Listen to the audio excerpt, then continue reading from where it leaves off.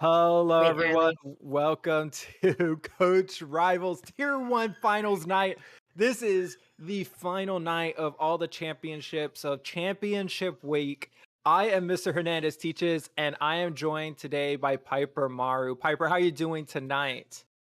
I'm doing okay. I'm doing okay. I'm looking forward to an excellent three-game series, just to round it out. Three games for tier three, three games for tier two.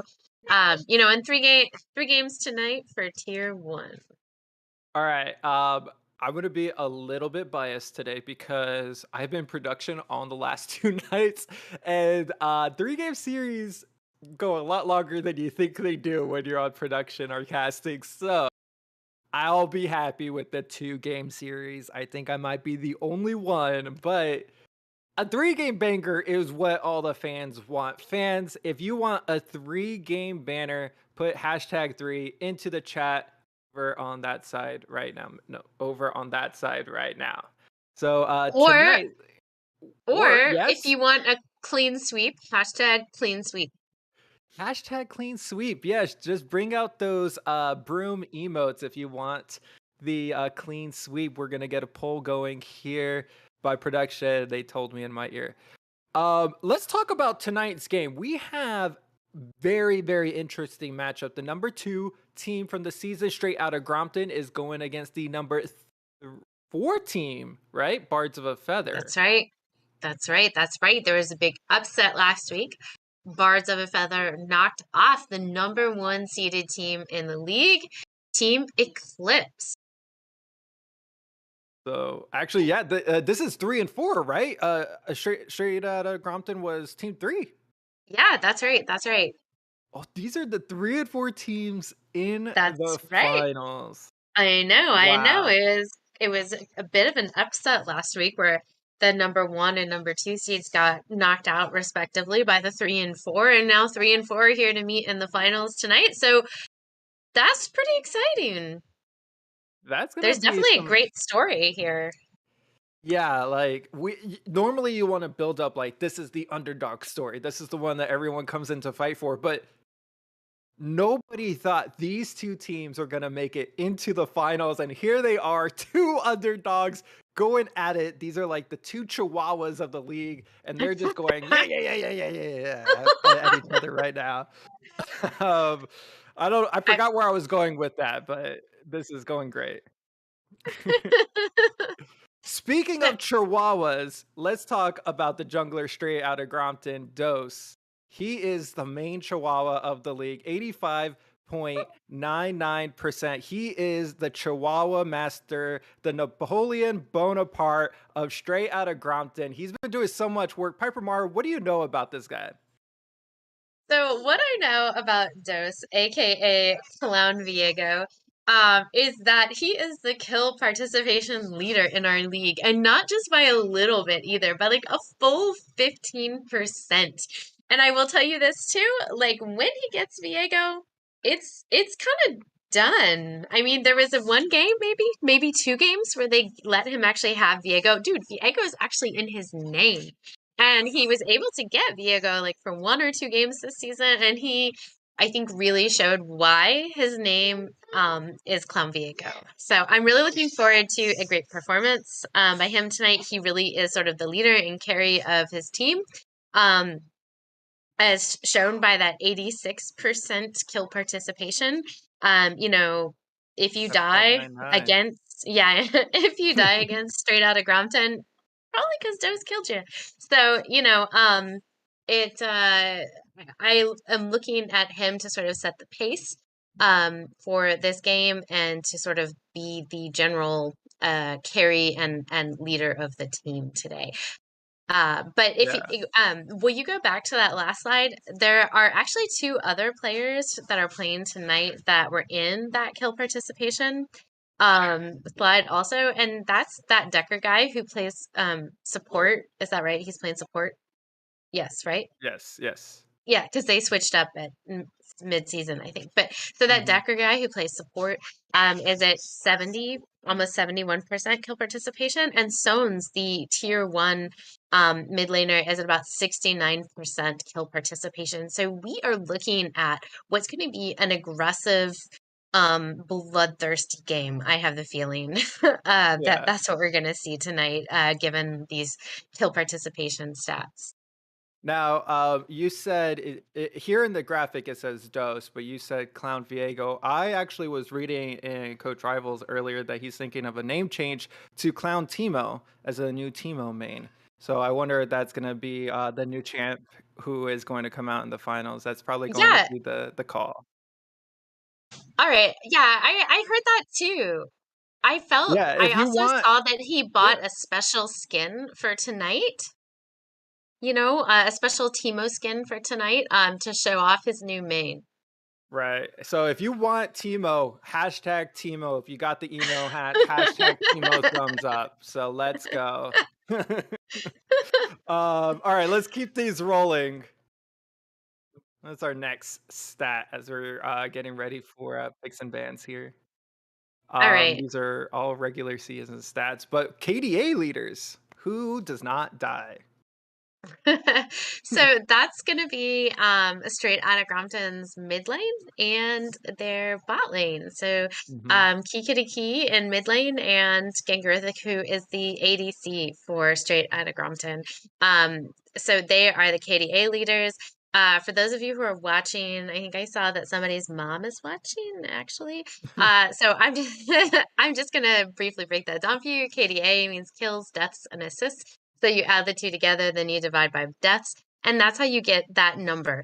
And so the higher the number, it means like the less that you die and the more kills that you get. And frankly, like it makes sense that like ADCs often have high numbers here, right? Because they Yeah, are intended to be the carries for their team. And if you can't kill people if you're dead.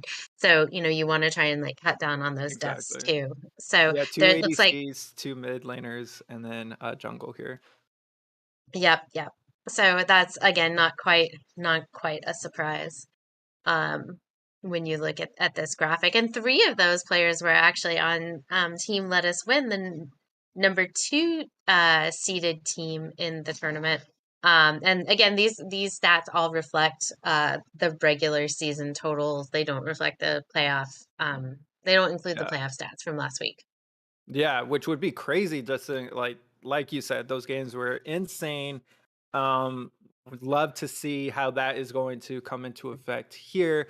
What did they learn from those series? But all of the fans, all the viewers have said right now that they want a clean sweep. They want to see a team take control of this game and finish it out cleanly. So, are we going to be able to see that? I don't know. But here we got the solo kills. Dose, Cardicay, and Sones are going to be the ones that you see on our screen tonight. So that's going to be, Mm-hmm. Mm-hmm. how much are they going to be doing carrying? It's not crazy high numbers like Team Eclipse or Let Us Win, but still respectable. Yeah, right. And I mean, and that's what I was saying about like that, this is going to be a pretty bloodthirsty game. Uh these are players who are very comfortable in their champs. They're very aggressive and they're very comfortable killing you as soon, the minute you make a mistake. So again, Stones is the Bards of a Feather mid laner, Cardicay is the Bards of a Feather bot laner, and Dose is the straight out of Grompton jungler. So again, there's some duplicates there. The Sones and Dose or Clown Viego or Clown Timo, as he shall henceforth be known, will be, they're on the solo kills and they're on the KDA list. So, I'm expecting a lot of the early action to be centered around those players tonight. Yeah, I think as long as you don't get something to Dose where he can do too much, what I want to see is how the top laners are going to interact because as one of the teams, as one of the players who beat straight out of Grompton as a sub, when I subbed it, I don't remember, like week 3, week 4, for Bards of a Feather, because I think they split in the regular season win loss each. But what I noticed in that match against them, what and maybe they were trying out a different style at the time, so take this with a grain of salt. But they don't do well against teams who disengage well against them. So teams with a lot of AoE, a lot of CC, they have struggled in the past. Now I want to say Gangariffith has really stepped up in the past few weeks, and he has really shown that it's not just the Clown Timo show. It is going to be you do have to worry about the ADC Gengar Griffith in the bot lane. He can do a lot of work. He's played things like Ash, which has been truly effective. Especially those enchanted arrows landing on key targets before those fights. Yeah, and so if you look at this graphic here, this shows some of the data that has been collated from last week's playoffs. The most kills, straight out of Grompton, Bards of a Feather, right? Clown Timu and Cardique are both right there at the top of that. Least deaths. Look at that. Straight out of Grompton is like running the board on that, on least deaths, right? They don't Wait, like to die. yeah, did Wait. like nobody ever just touch them? And Key and Giga Griffith and Drake Prime, like those three, like out of a series, they only died 3 times. That's I know. insane. It's kind of it's kind of nuts. Yeah, I And don't know what then happened there. most assists, Caspi on Team Eclipse has the most with 48. But then you have Ched from Birds of a Feather and a Decker guy from Straight Outta Compton with 34 and 48 respectively, which are both really respectable numbers. You know, so like these teams right now, they're gelling, they're coming together, they're dominating the stats boards right now, right at the right time. You know, they're hitting their peak right here at the right time during playoffs. And so, you know, it'll be interesting to see what kind of game plan they put together. Will Straight Outta Grompton continue their death ball offense? I don't know. I'm kind of looking forward to see. Yeah. We will be getting into draft here very shortly. But before we do that, Piper Mara, what are your predictions for this series? Oh gosh. I think it'll go. I actually think it'll be a 3 game series. I think the first game everybody's going to be testing out to see how, you know, like what picks and bans can we get away with? You know, like who do we want to keep off of everyone? You know, like during the regular season, that's how we played each other, right? In all the tiers, was you just get one shot at everybody. In this though, there's a lot more strategy that goes into the picks and bans. Up front. And so I really feel like these teams are both kind of skilled enough in game knowledge and about each other, right? Because they've played each other twice already. And you know, if there goes to a 3 game series, that'll be a total of 5 times they've played each other in the last like 8 weeks. You know, that's quite a bit. And a lot of kind of gamemanship and one-upsmanship goes into these picks and bans as well. So I think it does kind of lend itself to a best of 3, but we shall see. And it looks like they're getting ready to start banning here. Which direction do you think it'll go? Which what you mean? Like who's gonna win the first game? Yeah. No, oh, Can the you series. Oh, the series? Yeah. Oh gosh. You know, I mean, and this is like not a great answer, right? But both of these teams looked really good last week. They looked really strong against the players they played against. And like, I don't really know how to answer that On the question because spot, pick up I know. team right now. Straight out of Grompton. Fine. Okay. Because I like their fans. They're called Soggies. I like that. I'm a fan of uh, that. I really think Straight Outta Grompton has what it takes to take it together and to put it together, especially with Gengar Griffith really performing in the last few weeks. Not to fault Bards of a Feather. I think it is going to be close. So I think I like I said, I'm biased. I want a 2-0 victory going to Straight Outta Grompton, but I wouldn't be surprised if it goes 2-1.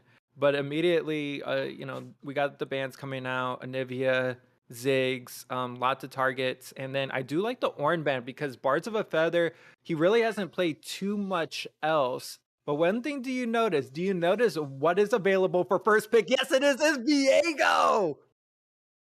Instant lock. Okay.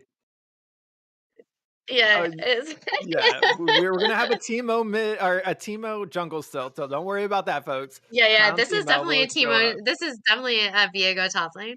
Yeah, Um, Viego top, Viego support. Yeah, this is Something definitely insane like that. what you're looking at. So But what is that a let's talk a bait? little What do bit you about think? I you know, I know, I don't I gosh, fiddlesticks. Um, I don't think it is. Yeah, this is definitely spicy. Fiddle got a buff recently with like his new skin out. I think it's like it was a quality of life buff, but I've seen so many more fiddlesticks in the jungle in the past 2 weeks. Oh, and there is a Sejuani. Um, maybe hmm, That might go I top. don't I wouldn't be know. surprised if that Is goes this a top. fiddle Um, support? I think it could be Fiddlesticks Jungle and Sejuani top. Okay. We do know Sejuani strong, and that Fixie Mantella, who is new to the top lane, he prefers tank oriented champions. But I love both of those picks right now Hmm. because it kind of, like I said, teams who can disengage, teams that can bring in a lot of CC are going to do well against straight out of Grompton. Now, unfortunately, they don't have a lot of pressure in the top lane just with the Sejuani. Um, if that is a Sejuani top. But on the other side, we do have Ashimumu, which is crazy. This is true AoE. This is true tank shredder. Like just cry all over whoever goes in. And that is going to be answered by a Victor. So an early mid lane pick for Bards of a Feather. This is very exciting. I love the beginning of this draft on both sides. Yeah. Yeah, I This agree. is You know, they also let's talk about like who they banned for a second too. So straight out Grompton banned Nivea and Ziggs, which is targeted at Bards of a Feather mid laner Stones. Ornn is targeted at their top laner, who moved to top recently and is an ADC main, so he has a rather limited pool. And so then on the other side, Bards of a Feather, they're banning Tarek, which is a knockout pick, as in support, and they're also banning Swain. And Swain has been cleaning up in tier one. I mean, just leaving a trail yeah. of blood and demon dust behind him.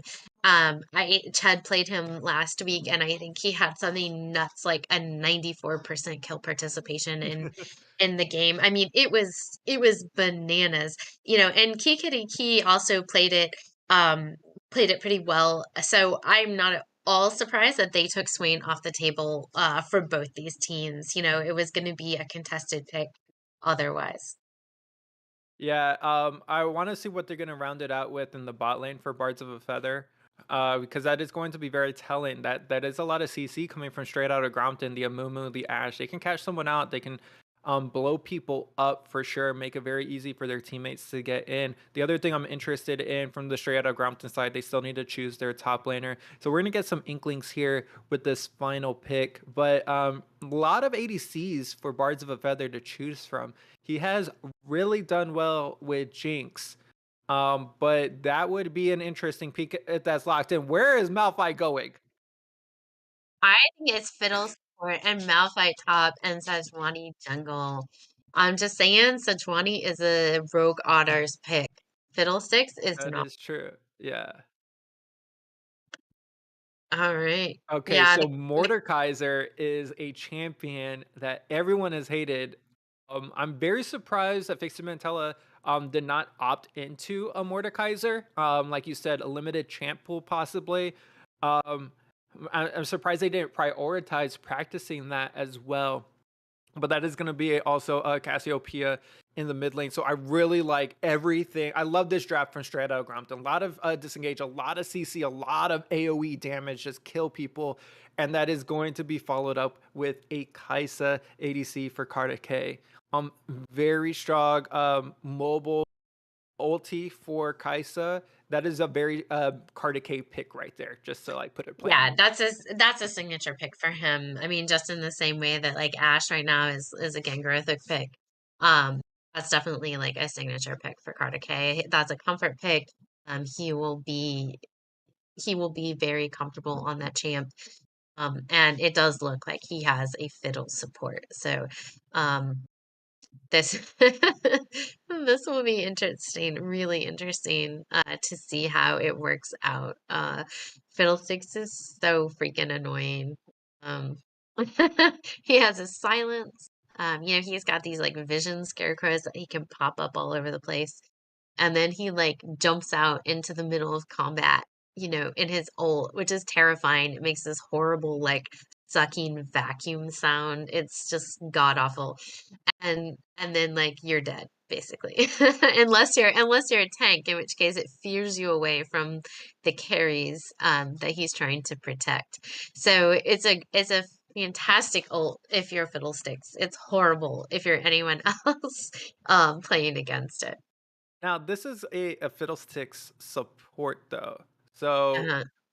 in that sense, some of the power is drawn away. You don't really have to word around the mid lane too often, especially over like those raptor pits or the raptor wall. So I think Fiddlesticks support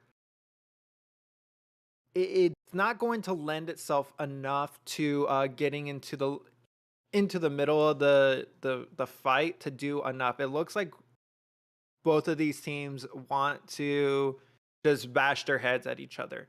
And Hmm.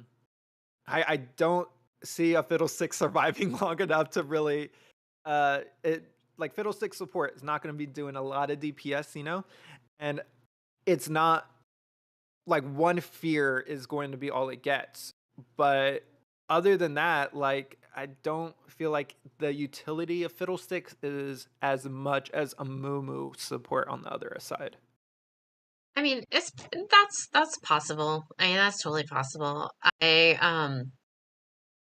Yeah, I mean, I still think the ult is still effective in games, although it is limited because like if it is a fiddle support, you can't take like a trinket, like your scarecrows kind of are your vision. You can't pick up a warding trinket.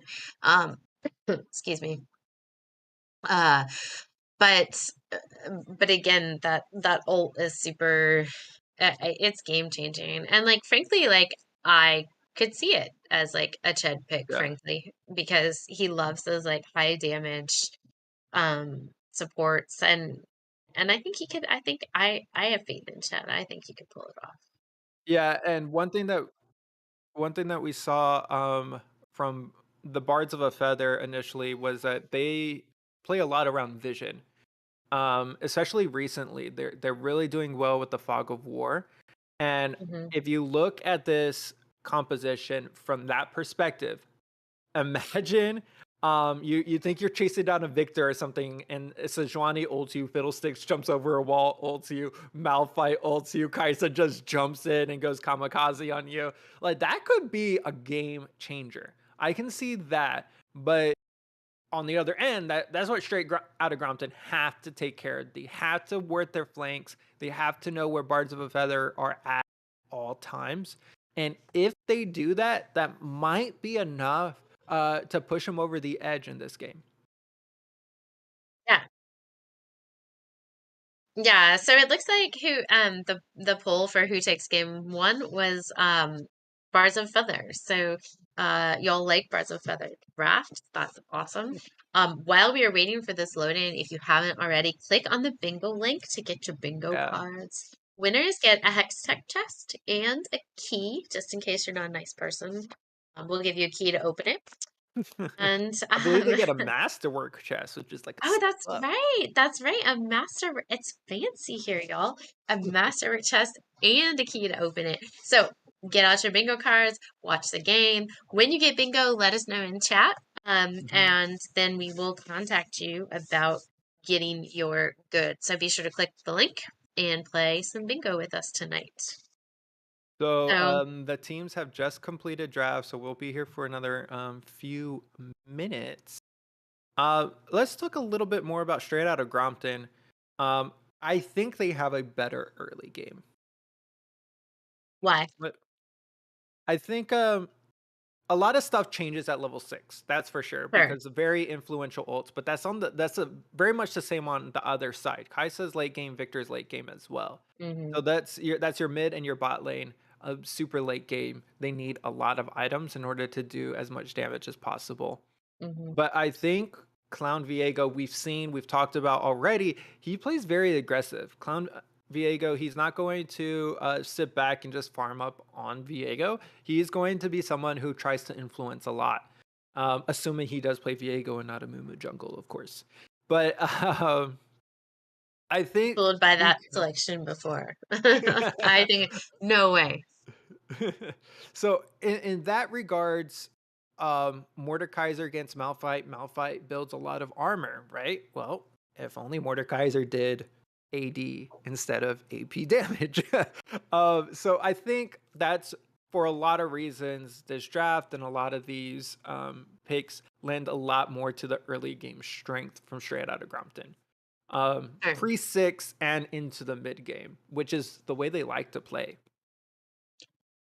Yeah, I think okay, you convinced me. I agree. Yes. I think I think the fiddlesticks is not gonna be super useful until they hit level 6, right? Mhm. Sejuani will be useful, and you mentioned already Victor and Kaisa will be late game. Malphite, one of the great things about Malphite, um, and I remember telling my top laner this when he played into Gingaritha's top laner, I think in the fall. And Oh, his that's right. Y'all Ginger, play each other both in we do, Kentucky. we do. We're both in Kentucky. We're both Kentucky coaches.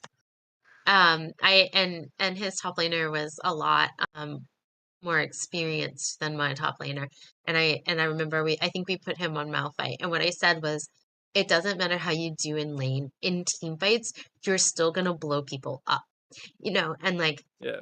that was our goal, was like you're still effective on Malphite once you hit level 6, even if you lost lane, even if you didn't get a lot of farm, you still have that massive knockup, which can create wombo combo opportunities for your team to take advantage of. Yeah.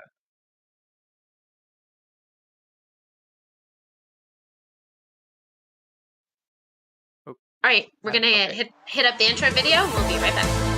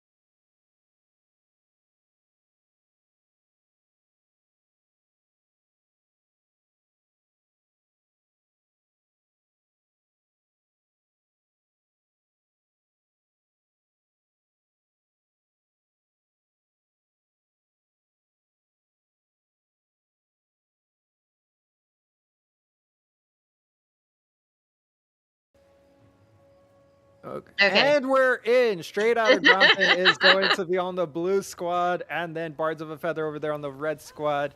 And it's gonna be opposite side start. So we have straight out of Grompton going to be prioritizing the bot lane, which I really like, into the weaker Kaisa and Fiddlesticks in the bot lane. Whereas on the other side of the map, they're going to be prioritizing the top lane, which you kind of need to do against a Malphite into a Mordekaiser.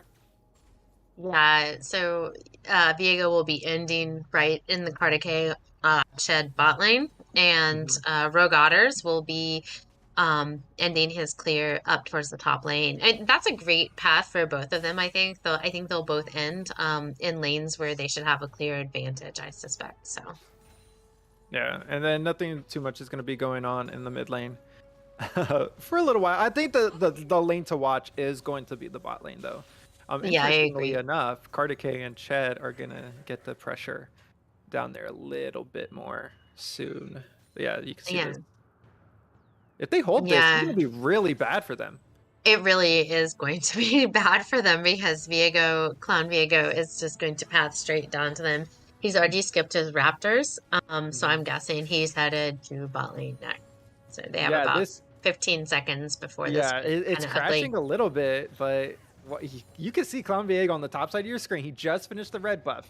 Yeah, he's So kiting it. He's wait, wait, kiting wait, it. wait, Now go he's back down heading to the over. bot lane. Go back down to the bot lane. Yes, here we go. Okay, they're slipping, Come on, slipping. Okay, auto that's gonna camera. be There that it is. Decker guy is gonna be going in, catches Ched, and that's gonna be the stun out the flash away from Kartike. And first blood goes to that Decker guy. Like we said, you're gonna have to watch the bot lane of the map, but that is going to be a quick kill down there. As we're about to get this replay down here, you can You see can, that Decker guy goes in, and then the stun is just over.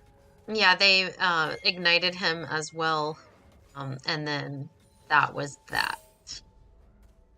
Yeah, they Cardiac Still on and the Ched had replay. pushed up really far, so it was really that was a Mhm. tough, not tough. That was an easy gank for Clown Viego. Yeah, an easy choice, I should say, to gank. Mhm. And here's Rogue Otters up here at the top on Drake Prime. Drake Prime gets frozen, but he's able to push Rogue Otters off. So that was early advantage is to straight out of Grump. Yeah, and as you mentioned, the big difference there was how they were protecting the wave. The Gengar Rift and that Decker guy held the wave outside their turret. So it made it for a very effective gank. Yes, you have to commit a flash. Okay, not a big deal from anybody. Actually, no, nobody committed a flash. That was just Ched not flashing, not respecting that the gank was there. But Kartike did have a flash. Um, Yeah, have to and that flash Decker guy away. used his ignite, so Yeah, we do have that. You notice Gengarith took cleanse. Um I assume that's both of them took cleanse. There's a lot of CC, like we said, right? yeah, Kikiriki and Gengarith both took cleanse. Oh, and Cardiac took cleanse. Yeah. Oh wow. So A lot of much cleaning going cleansing. on. Yeah, very A very lot of cleaning. hygienic. Very hygienic players here. I do not take cleanse ever because I know I Nope. will not push the button. Kind of Same. why I never built the Zonias. Yeah, I definitely don't like the active items. I've gotten better at them since I've been playing a lot of Volibear lately. Oh, oh, here we go. Okay, here's going to be Rogue Otter. Is this going to be Drake Prime? He's pushed up a little too far, but he could probably turn around on Fixing Mantella if he decides to. No! Mm. That is just going to be him walking away. No flash, as we said earlier, and Drake Prime goes down. Oh, We have a and replay of that. but wait, while right Oh! after that happened, Clown Diego tried to come in and pick off the kill on Fixie Mantella, but Fixie Mantella was able to burn his flesh and get away. So flash is burned all over the board right now. Yeah, we knew that they were prioritizing opposite ends of the map. Fix and Mantella did well to hold that lane, and it really paid off to get that kill onto Drake Prime. Even though he's still down 10 CS, it's going to relieve some of that pressure for Fixing Mantella. Yeah, for sure. He'll be able to come back to lane with some items now instead of just like boots. So we got to really keep track of the next couple of minutes. The dragon is spawning, and Clown Viego is again pathing towards the bot side. But before he gets there, Rogue Otters is pathing down there as well. It looks like Drake has pulled Fixie Mantle into his ult. He wasn't able to do a ton of damage to him, Mhm. but he did take about a third off.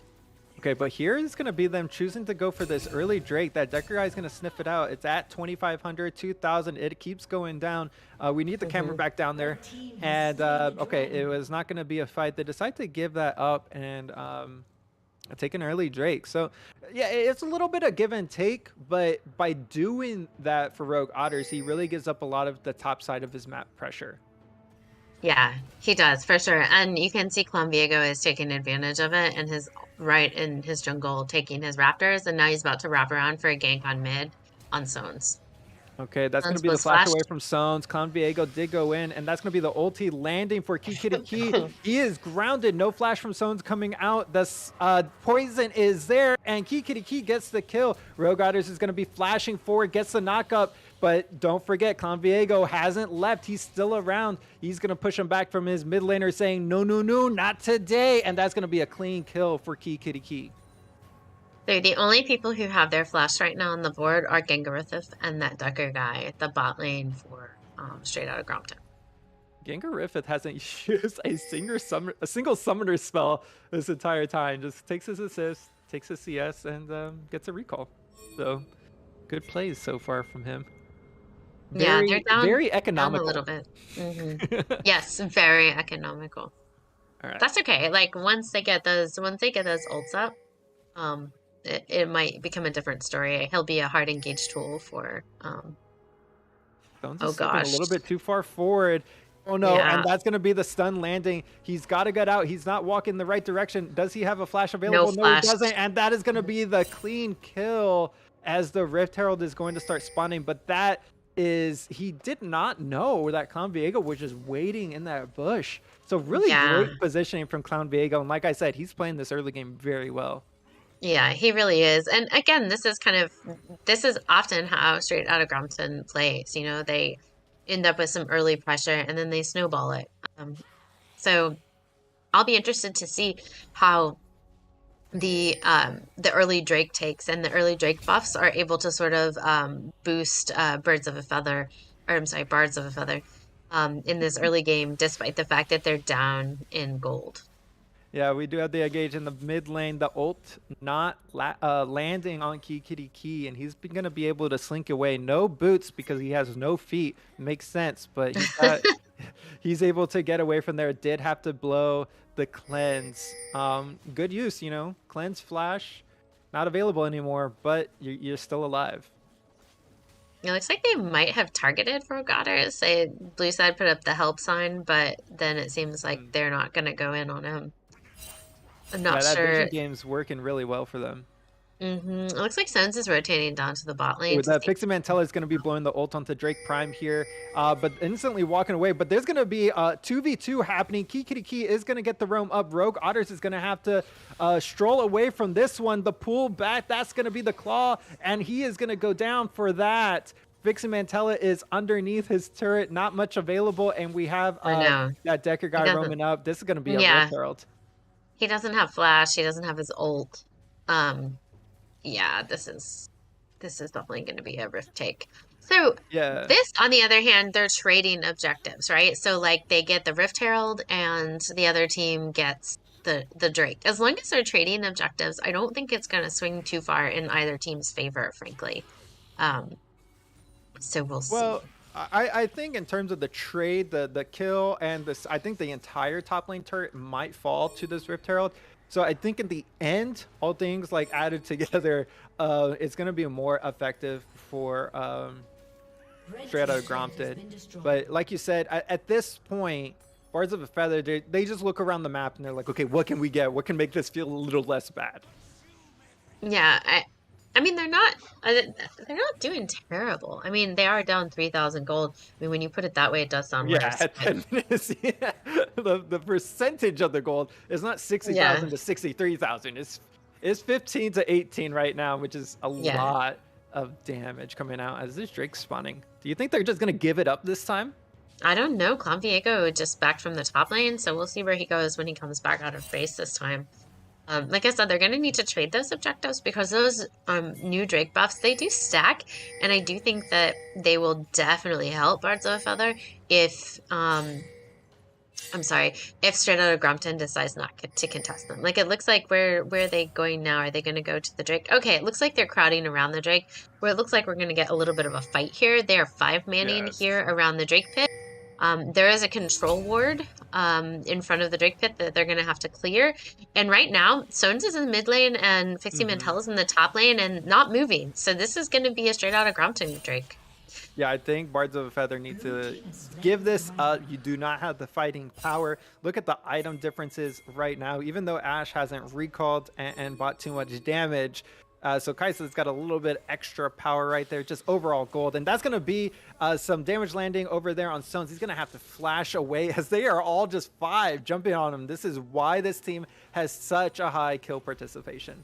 Yeah, it really is. They do like to travel. I think we called it you called it the like the rolling ball of death last time we cast it together, and that's exactly what it is. It's a rolling ball of death, and once they get going, you're not safe anywhere on the map, basically.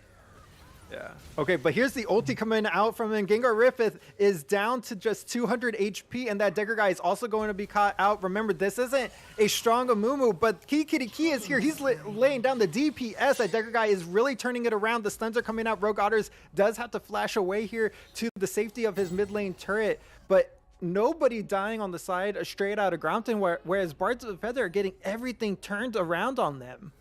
Yeah, I think that goal difference is starting to show up a little bit here. And it looks like Bards of a Feather, though, is going to take their first turret, which will put a little gold back in their pockets and help even that out just a bit. Yeah, and like I said, it's they're just trying to scrape anything they can around this map, but it just feels like they're not being proactive enough in order to really push any advantage at this point. They looks like they have the scaling champions, and maybe that's what they're thinking. Like we scale, but that's not always like the way you want to play, right? What's that mean? It's a we scale meme essentially. All right, yeah. I mean, it's true. They do. Okay, the Oh, ult man. forward for Clown Viego. He is going to keep going after Sones, and that is going to be one dead Victor. Everything blown for Clown Viego. So he threw everything into their flash, ulti, stun. Nothing landed, but he just kept going, got that kill on Sones. Yeah, so he is at 2-0-2 right now. And the stat you really want to look at for Bards of a Feather is going to be Kardakay's kills and assists. Because when he plays well, then they win, basically.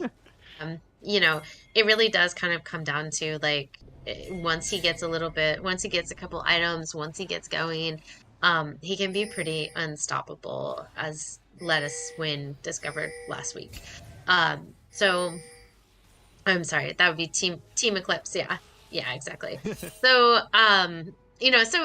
so I do think it's important to like That's watch going to be his Rogue Outer line. is going to get an ulti out, but the immediate counter engage, the ulti on the top side, and that's going to be a stopwatch going golden key. He might fall for that. Fixie Mantella is going to take the unstoppable ulti forward. That Decker guy is going to have to walk away. But on the backside of your screen, Cardi K is going down to 100 HP, goes down solo to Clown Viego. He does get the respawn. The Q comes out, the ulti comes out, shut down. Fixie Mantella does get that kill back, but this is the rolling ball of death, and that is going to be the pool and bonk double kill for Drake Prime.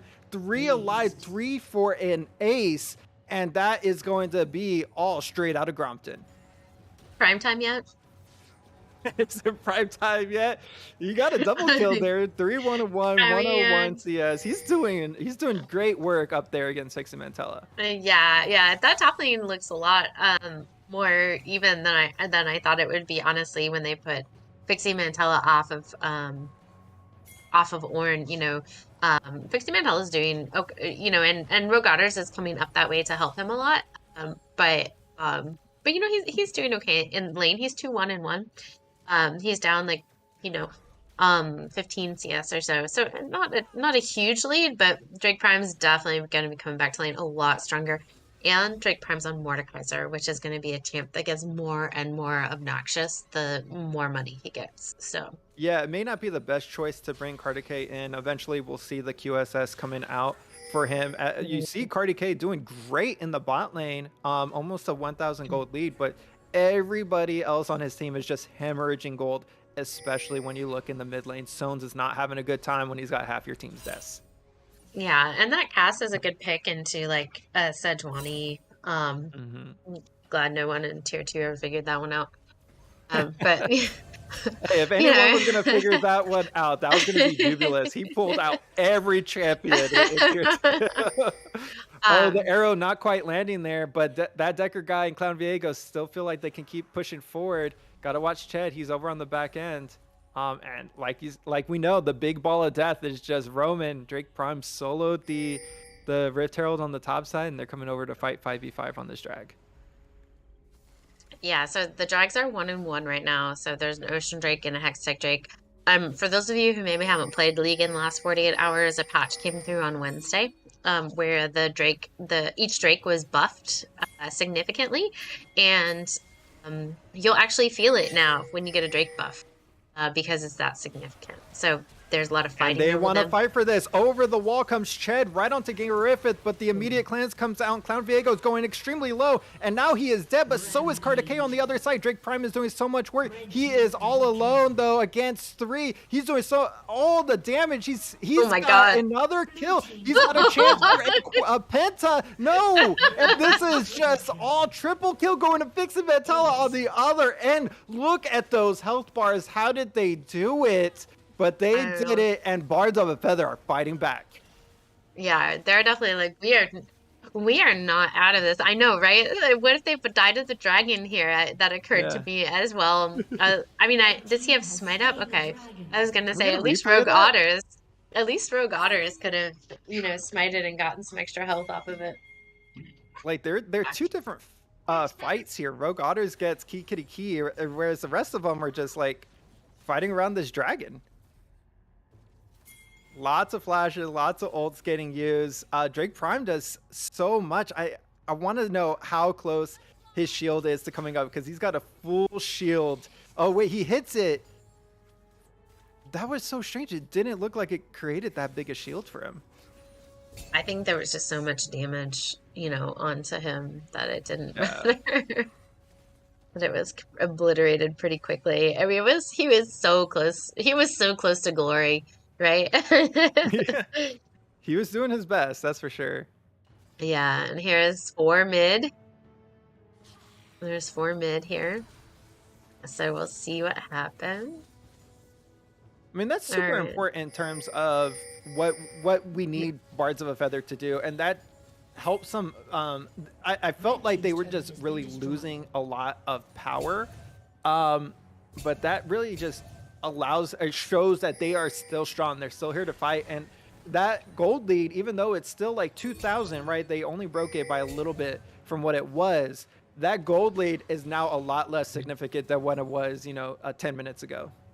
Yeah, I mean for sure. And now they have that Infernal Drake. And so now they have extra like attack damage basically whenever they engage in fight. So what they might be behind in sort of gold and items, they are making up for somewhat with Drake Mhm. buffs. So um Yeah, it's gonna be that vision game that they're playing. They've got wards everywhere. They've been dying to get this vision, as we saw sounds going down for yeah, earlier, yeah. for that ward. But like, they're doing everything here, and this is gonna be Sones versus Drake Prime 1v1. I don't think either of them really Oh, go for it. But oh my God, out of nowhere, Drake Prime is going to be getting attacked by 3. He takes Tread into the death realm. He's gonna get that kill. And immediately, as soon as he comes out, but the rest straight out of Grompton. So 1-for-1 in the top lane, good counter kill back, but they're trying to take the mid lane, and it's just not working out for them at this point. yeah. Yeah. I mean, and they need this vision. Bars of Feather needs this vision because if not, um, straight out of Grompton is going to death ball through their jungle, and we saw what happened last week when they did that, right? Or I Can we should get a say, vision of that Let top Us fight? Win did. Because that Yeah, them that jumping out of that, like, I had no idea they were there. They me just walked neither. No forward, clue. I and think we then had it a just, fog of war. Yeah. yeah, here it is. Like, he goes down. Drake Prime, he takes Chet into the death realm, trying to get a little bit out. Bonks come down. He's dead, but immediately Sones just cleans him up. But that was so frightening. I had no idea they were moving up. Yeah, I didn't either. That was a great rotation. and take us back to the real game, real action.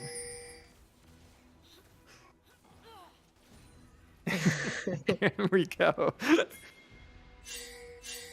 All All right, right. so let's see. It's like 1900 gold lead right now. Looks like both teams are slightly posturing around Baron. Everybody's just sort of checking to make sure the other team's not really doing it. It's at 21 minutes, 22 minutes. It would be Okay, the super arrow's early going to to do a land on Baron. Kartik, flash and cleanse away, but that's going to be that Decker guy. Does he have the ulti to expend? The ulti comes out from Clown Viego. Kartik tries to reposition. It is going to go a kill against Kartik, but on the other end of the map, we did have Clown Viego go down, and this is going to be Key Kitty Key getting an ulti onto 2. Ched's coming in to disengage, but now Drake Prime has shown up. He has brought the mace. But both teams decide that okay, this is good. We got 1 for 1. Let's wait the next 40 seconds until this Drake comes down. I'm sorry, excuse me, everyone. So I'm recovering from a cold. on 30 seconds until this Drake, both of those people who just died are gonna be back. Cardi K is gonna be sprinting back here. But no flash, no cleanse, and no ult for Cardi K. And I'm pretty sure everybody is going to know that. Oh yeah, for sure. I mean if he's not like they're kind of their main target right now to get rid of, I don't know who else they'd be targeting. I mean, Rogue Otters, you're not going to kill him in like a team fight first, right? He's just too chonky. You have to kill someone else first before you get to Rogue Otters. So I would definitely be looking at Card K. Yeah, It looks like Ched's Drake over this. Prime They're trying to keep vision on him. Drake Prime, he pulled takes out Fixing he pulled out Fix Mantella, Mantella. and then Yeah. Gamer Riffith is just going to die in the Dragon Pit all alone. No peel, but that's going to be Clown Viego. Watch the resets. Fixing Mantella is going so low. He is down. Get another reset, Clown Viego. He is going insane on this match, and he's going to get the dragon while that Decker guy is just going to take on the jungler 1v1. He says, I'm a support main, but it don't matter. I will kill you as a support Amumu. And that is going to be another bandage toss coming in. Flash away from Rogue Otters, but oh no, that might be a waste. He's going to go down. Oh no, did that save his life? He gets away with less than 100 HP. So Sejuani has a Q which saves her dash a lot, right? So I was waiting for the Q. And Amumu has a cooldown. Once he throws 2 bandage tosses, it's like 10 seconds before he can throw another one. So if he throws both of them, then he's got to wait 10 seconds before he can try and grab you again. So that was a bit of a cat and mouse game between the two of them there. Yeah. Something a little bit interesting happened in that fight, and I don't know if Bards of a Feather were just on like the opposite ends of how they should fight this, but they put a lot of effort in killing Gingerif. And you look at his scoreline, he's 0-2 and 8. Like, yeah, he's an ADC, he's an Ashe, he's got the enchanted arrow, so like a lot can happen from him, but they put in so many tools just going for him that Clown Viego was able just to do so much work, as well as Key Kitty Key. Like, a lot of DPS is still coming out, a lot of AoE is still coming out, and I think they ignored that fact, pushing so much onto Gingerif. Yeah, and I mean, plus Viego is the jungler. You want to take him out first. Yeah. I mean, again, when you have a Sejuani you're playing against, you're not going to take the Sejuani out first. It's just not going to work that way. You have to focus the carries. But Clown Viego is not chunky like that. And it looks like we're getting ready to have another fight.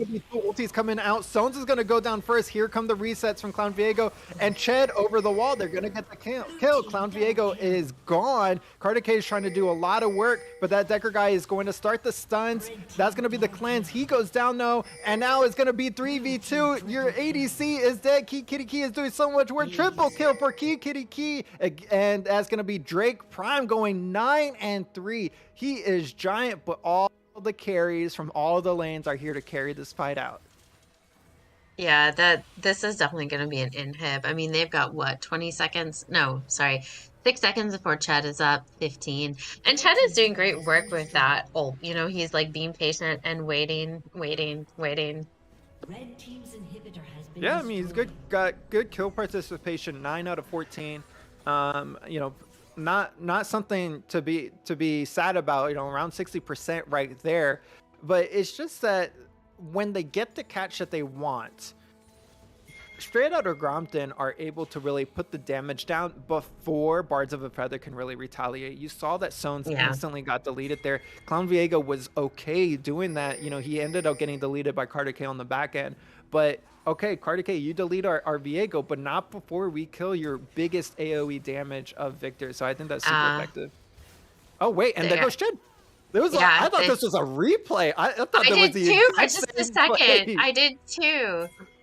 And What? I was like, that wait. was the exact same. And I guess they just take this into a Baron bait? Yeah, I'm not sure. I mean, they need to keep those river bushes warded. I feel like the Straight Outta Grompton really does work in those river bushes. So yeah, they were able to remove all the vision. Straight Outta Grompton was able to remove all the vision around Baron in Baron, and now Decker guy is here keeping people off the back of the pit. Oh, I thought they might just throw everything onto them, but after that Baron got stolen, I think they realized, like, okay, they're not preoccupied. They're not going to go in. That's rough. That's rough for Chet to get picked off there. Yeah, that was. He's definitely going to be taking that one hard tomorrow. There's still a lot to be happy with. They're not out of this game yet, but they have the bounties, and as it was stated last night, that is never the thing that you want to happen on the Rift. But hey, like I said, they are the late game team. But if they keep saying we're scaling long enough, at some point they either scale or they lose. Yeah, right. Yeah, this is the time. You're 27 minutes, 28 minutes in. This is the time, yeah. Yeah, these late game champs need to really start coming online. So here they were able to catch Kikiriki out. Oh no, he's gonna have no flash. The ulti is gonna be effective, and they're going to be getting in here. Drake Prime has taken Rogue Otters into the death realm, and it's gonna be Gingaritha straight against Carter K. Clown Viego's trying to get on him, but Gingaritha needs to get the kill, and he does. And Fixin' Mantella is now going to be stuck with just 2, and that is gonna be Sones and Rogue Otters. They're the only ones that are left. And this is going to be, if they keep going forward, they're going to die as they go back to their base. Yeah, it looks like this is going to be a Drake over to Straight Out of Grompton. It looks like that Decker guy is going to use his Baron buff just to continue to push the bot lane and try and get some of these turrets here in the bot lane. Yeah, you don't need everyone there to take the dragon. Kikiriki was the one who was caught out, but Gingaritha was able to do enough DPS with his 2 little items. And you can see how defensive he built. Look at that. Immortal Shield Bow and Wits End. Like, it is hard for people to kill him, and I think Bards of a Feather just don't realize that when they're going against them. Yeah, maybe they didn't open up their little tab menu and look. Is that what we're supposed to do? I never look at the tab menu. I'm like, okay, how am I doing? No, I got kills? Okay, I'm doing all right. That's the only one I look at. I open it to see who has a caster. I open it to see who has a bounty, and then I'm like, that's who I'm killing next. So, okay, you ping the bounties. That's what you do. Or as the other team uses a stopwatch or a Zonias, then after your team gets decimated, you're there hitting tab and pinging all the Zonias and stopwatches. Yeah, I'm like, wait, who's most vulnerable? They're gonna be looking to get a catch here on Clown Viego, and that's gonna be a full Q landing, and Carter K does go down, and Clown Viego has become Carter K now. This is going to be the Kaisa on the other side, but he's gonna go down on the back end. Ched is going to be ulting forward, and that's going to be that Decker guy next. But Drake Prime is going to be sitting in all 4 of them. Kikiriki is here, the flash ulti, but that is going to be Ched going to go down next, and that's going to be 2, as well as Rogue Otters following. Are they going to be able to get Kikiriki? The bonks are coming in. Fixin' Mantella, no! 200 HP, that heal was huge. Triple kill for Kikiriki. Okay, so I think Bards of a Feather just stayed too long in that engage. They had it. Replay of this. Yeah, they had it, and then they just stayed long enough that all of Straight Outta Grompton was able to rotate. So Kikiriki is mid lane right now when Carter K goes down. Again, now they're fighting. They're fighting. Right. Okay, Clown Viego's down. They should be, and Decker guy goes down. Now they should disengage. And they think it's just Drake Prime, right? But he's doing massive damage here. And then here comes Kikiriki with a flash ult. Yeah. And now it's not. Yeah, and then Yeah. they stay, and then they stay, and then they die. So that was just and they were winning, and then they weren't, and then I don't think they quite realized it. Oh, and then there is the forgot about the matching matching ace emotes. Are they the take notes emotes? No, those the please, the oh Oh. please one. Obviously, right there. I mean, it makes a lot of sense. Like, you think you're gonna kill us? Oh, Oh, please. Okay, but Cloud Viego gets and caught out.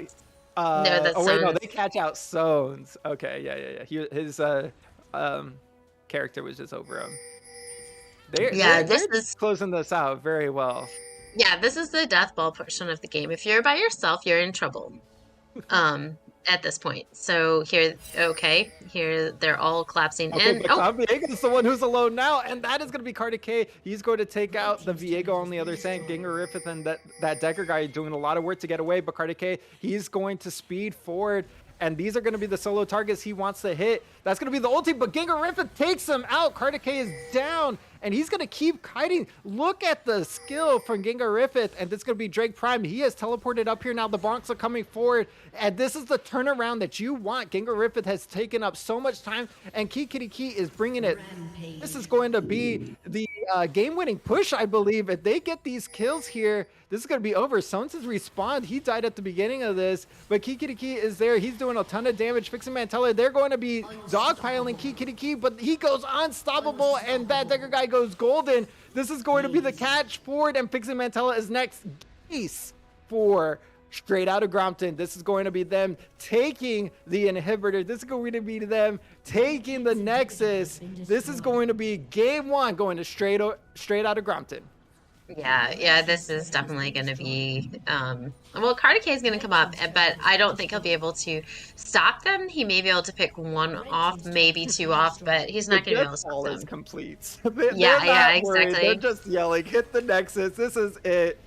And Yeah, that is going to be game one, Straight Out of Grompton. I was a little yeah. early calling it, but I was accurate. Which is You what were, matters. you were. I mean, and to be fair, remember I talked about how um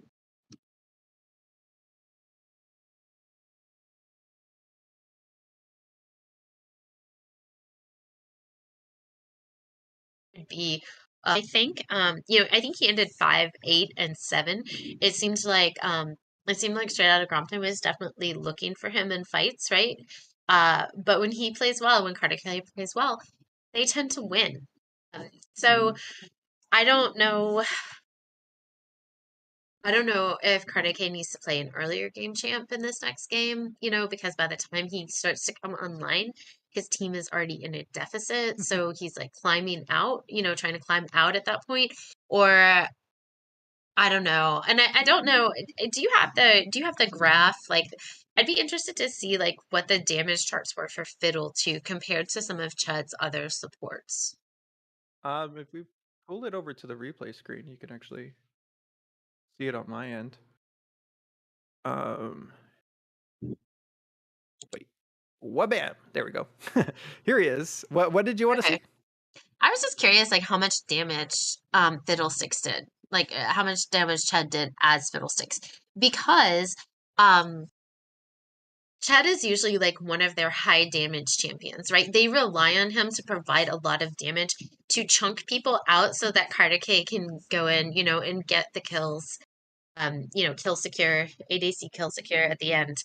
Um, and so I just wonder if like maybe he should I don't know if the fiddle worked with this plan. Like I liked it.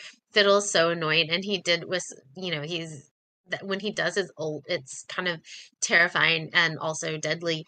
But I wonder if maybe like a something from his like usual stable of high damage champs would be better to get the early game rolling for Bards of Feather. Well, you saw that they only banned out one ADC, and that was Sever. Yeah. Um, but still has some early game champions, Jin, Misfortune, who could come out. But what I was looking at this graph with how much damage Gengar Riffis did on Ashe, because He's fourth on his team on Straight Outta Grompton. Mm-hmm. He's right behind Mm-hmm. Clown Viego on Viego. But what I think he did, and although Drake Prime is clearing these charts, I think Gengar Griffith played the mind game perfectly here because he was the one who built super defensive, and it just lasted forever in these team fights. He wasn't doing a ton of damage here, as you can see. It was mostly Kikidi Key and Drake Prime doing all the damage, but he did so much work just delaying these fights and lasting so long as the rest of Bards of a Feather were just dogpiling him. Yeah.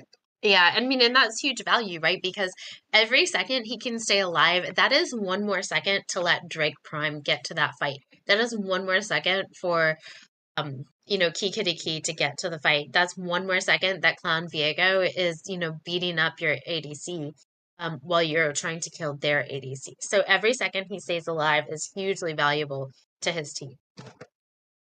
Yeah, very, very close match. I think you can see like, okay, yeah, they got a bit of an early lead early on, 2000, 4000, but Bards of a Feather fought back. Like I Oh said, I, yeah. I kind of wanted these matches to be um, clean and very clear cut about how they win. Not to take anything away from Straight Outta Grompton, but I think this was just Bards of a Feather doing well to fight back. It wasn't Straight Outta Grompton giving them too many angles and giving them like all these opportunities of us being out of position. I was just dying randomly, and then okay, yeah, Bards of a Feather, come kill me, come kill me.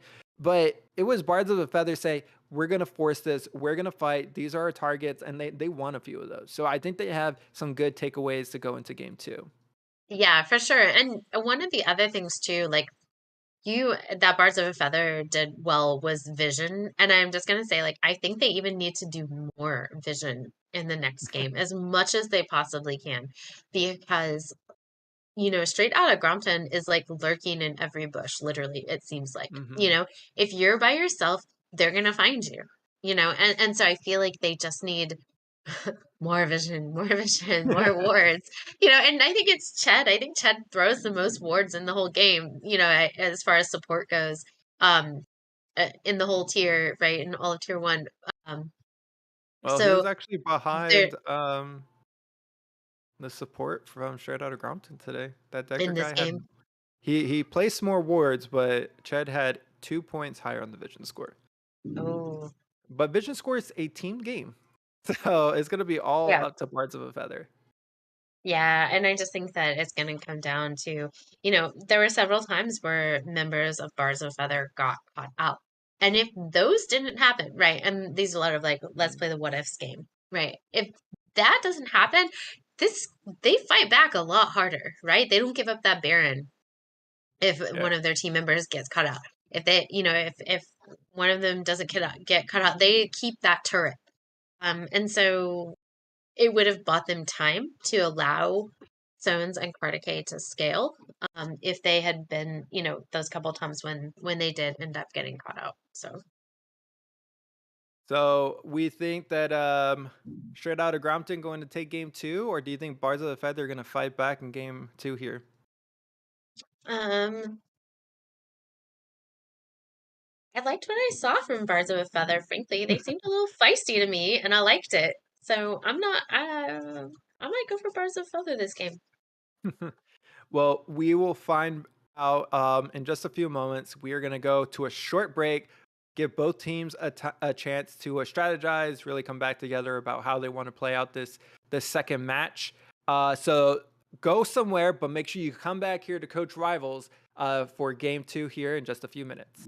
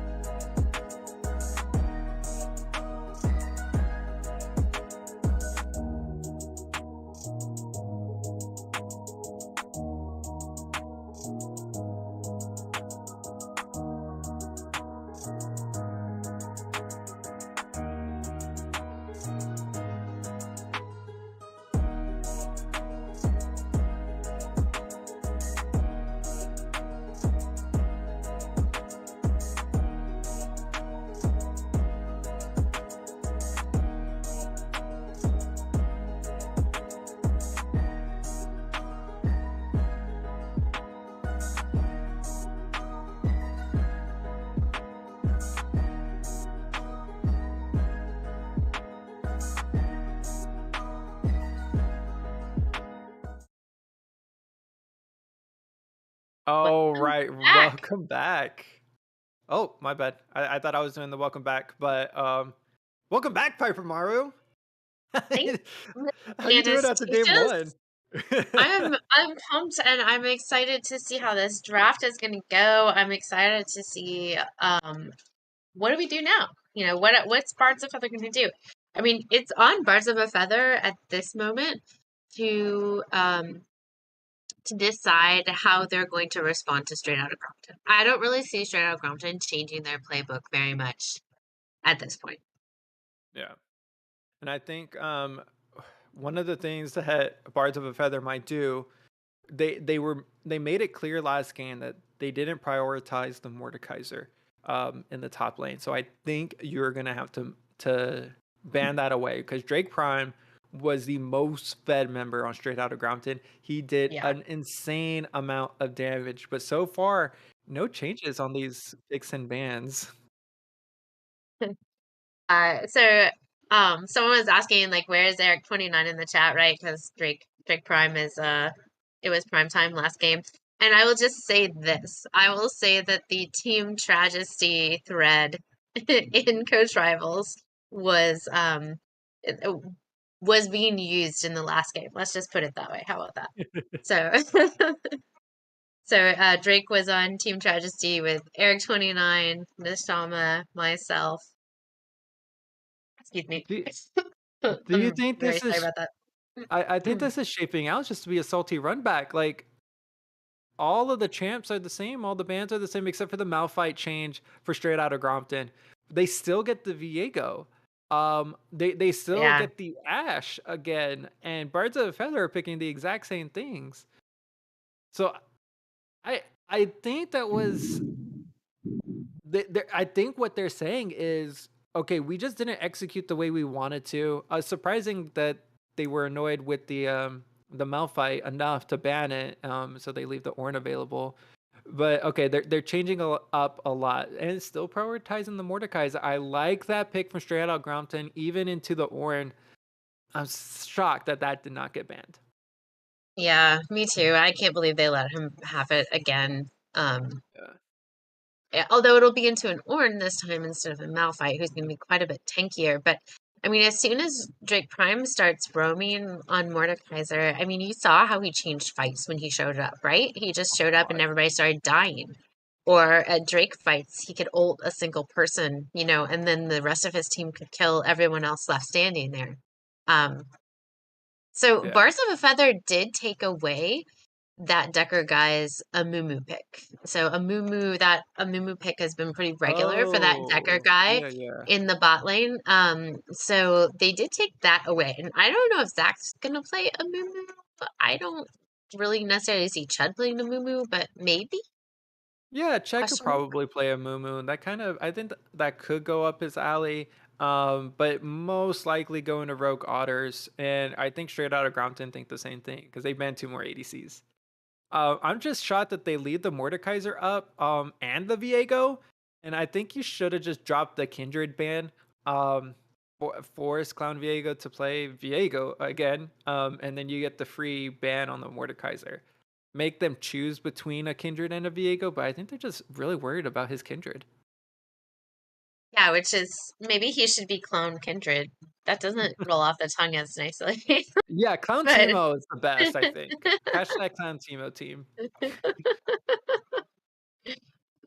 But we have two more ADCs banned out as well on the other side for Bars of a Feather, Senna and Cassiopeia. So So they um want, it seems like they want Kartike to be on that Kai'Sa pick. It seems like that's kind of what they're forcing him back into. mhm. They didn't like Kikiri Ki on the cast, so they are banning that and then also taking the Senna off the plate for that Decker guy.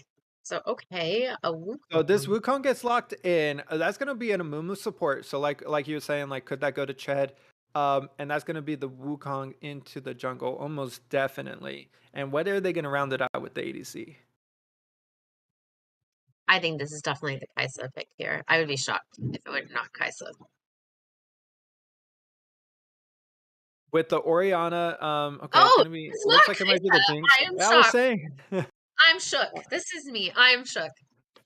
Well, I like that in terms of the team fight composition that Straight Outta Grompton prefer because when you have a team fight composition, Kai'Sa is normally best to fight isolated targets, isolated squishy targets. Whereas Jinx can do a ton of AoE damage with the hurricanes and the rockets, that it's going to be more effective in the team fights in comparison to a Kai'Sa. Not to say Jinx is stronger than a Kai'Sa, but I think the way they want to fight it is going to be a lot better. And when you pair that with the Oriana is going to be more mid game focused than Victor was, and Mhm.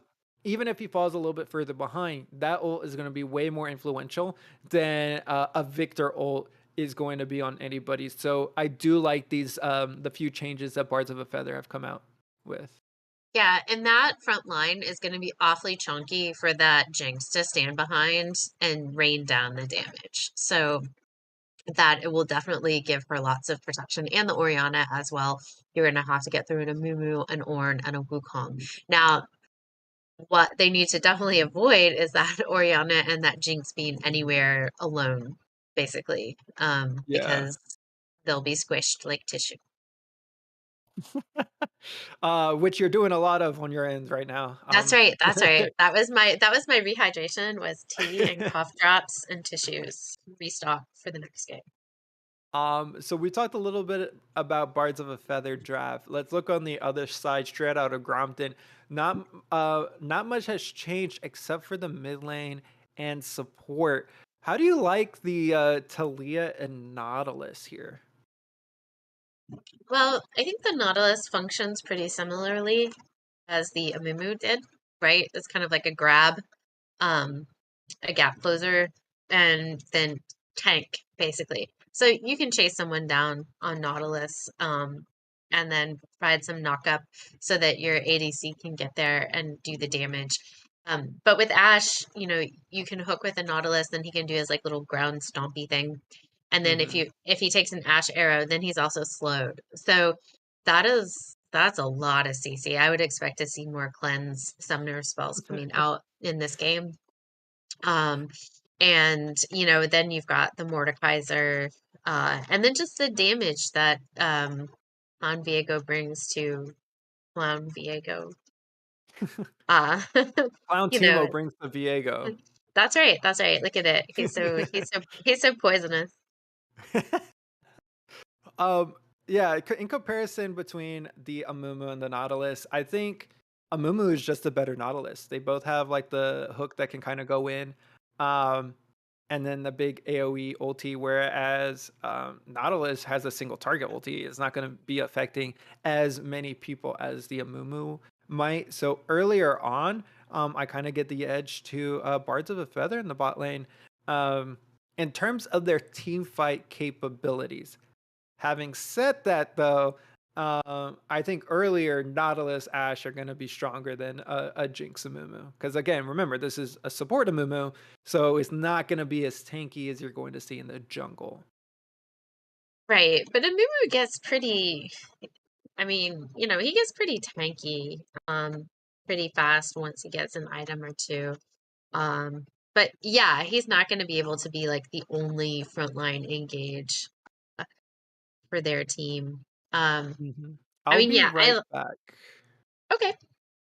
I mean, I like the Amumu because he's got the double bandage toss, right? So like the Nautilus Q is like the one hook, and if you miss it, you're just kind of screwed. And in fact, if you miss it and you hit terrain, it pulls you to where you threw your hook. So it could put you in a very bad situation if you miss your hook. Now, maybe some of y'all never miss your skill shots out there, but um Production is for here to those of help us to who talk to you, who do Piper. occasionally, Amumu has this very, very graceful two bandage toss for you. So if you miss the first one, you wait a half second, second and a half, and you got the second one. So it's really great for gap closing, or if you happen to miss your skill shot. So like when Robbie was saying, like he thinks that the bandage, the Amumu Nautilus is. Wait, did he say? I can't remember. Did he say Nautilus was a better Amumu or Amumu was a better Nautilus? I said Amumu was a better Oh, Nautilus. he's back. Okay, he said Amumu is a better Nautilus. So I agree. I think Amumu provides a lot more advantages than the Nautilus does for sure. Plus, like I said, you Mhm. get the double Q just in case. Yeah. But I'm also kind of interested in this Talia Oriana matchup, and that's not really a matchup that I'm super familiar with. What would you say? What would you So say to Talia that? had a couple changes recently, which has made her seen in pro play a lot more. Whether that's in the mid or the jungle, but essentially she throws a lot of rocks, right? But what one of her changes was the rock path that she creates. Not her ulti, the one that's like AOE rocks. None of those rocks disappear. So what it used to be is if an enemy stepped over those rocks, they would take damage, but it would disappear, kind of like the Ziggs bombs that would kind of like you disappear when you walk on them. So that bit of a change allows a lot more AoE damage coming out from Talia. So Talia is very mobile and a ton of AoE damage that will provide straight out of Grompton. I think they were missing that a little bit in the previous game, um, which made it a little bit difficult for them to actually take some more of the fights, and that's probably why Bards of a Feather won a little bit more.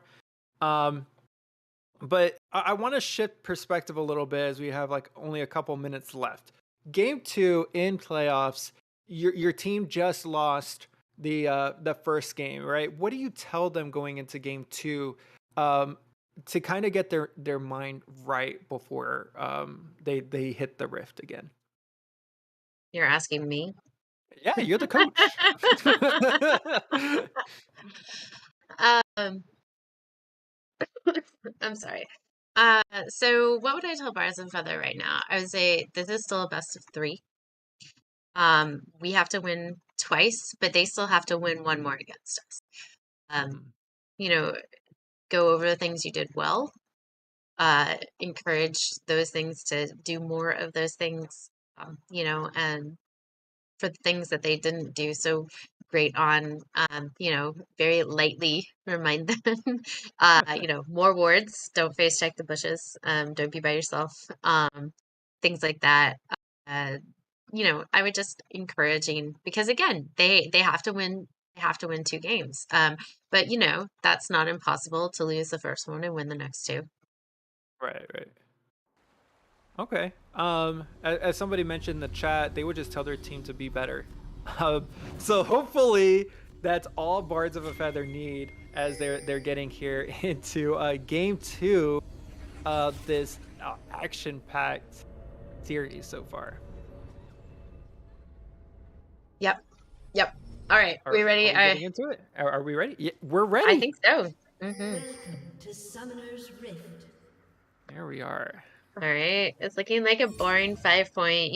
There was all these complaints about, oh, in tier two, they never do 30 any seconds until invades. And minions then, like, spawn. tier two's been trying some invades, but I'm still not seeing any excitement in tier one.